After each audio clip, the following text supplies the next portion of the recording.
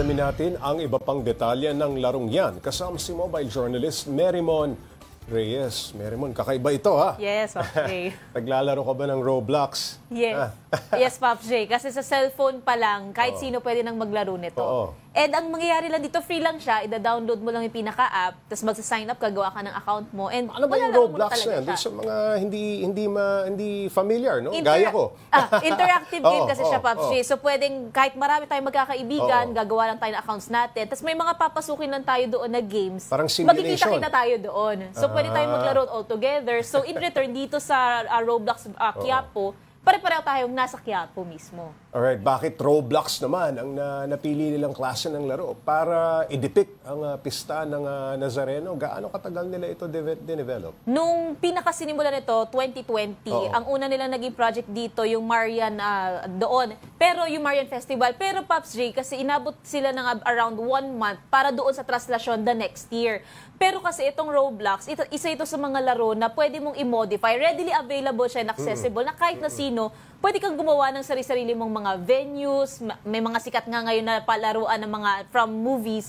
Ginagawa siya ng simulation virtually. So lahat pwedeng gawin, yung iba pwedeng laruin. So maraming pwedeng gawin dito sa Roblox. Teka, paano dinedepict dito ang mga misa? Masyadong modern ito. Pops J, kung titingnan natin yung live stream mismo nung community na to, yung pages nila, 1 hour din talaga. Kung ano yung haba ng mga novenas, ng mga prayer videos, ng mga misa, ganun din katagal yung simulation. So sabay siyang nagaganap? So totoo talagang nangyayari. Pero para naman sa translasyon, Pops J, tsaka dun sa pahalik, virtual simulation siya. Para siyang role-playing version nung nag-i-exist talaga. So kung ano yung nangyayari sa labas, parang nandun ka, pero hindi siya kapareho talaga kung ano yung nangyayari doon sa labas. Kakaiba ito. Simulation siya, Pops J. Bukod sa pista ng Nazareno at Sinulog, nakita ko doon sa report mo, may iba pa bang church event na pinaplano ang Roblox Filipino Catholics na gawing laro? Pops J, nakaka-collab nila unti-unti yung ilang mga diocese sa Pilipinas na kino-collab sila para gawa ng Roblox version yung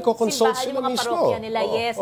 And tulad nung isa dati sa nagkaroon sila ng project around Mindanao, merong pinagawang virtual simulation yung simbahan and yung piyesta nito. So isa ito sa pamamaraan para mahikayat para yung mga kabataan na sa pamamagitan nitong virtual platforms, even sa paglalaro, ma-practice nyo or ma-appreciate nyo yung pananampalataya. So, ang target ay yung mga mas kababata. Pero pwede rin sa mga matatanda, basta merong silang curiosity and kaya nilang buksan yung pinaka-gaming application. Alright, maraming salamat, Mobile Journal, Merymon Reyes.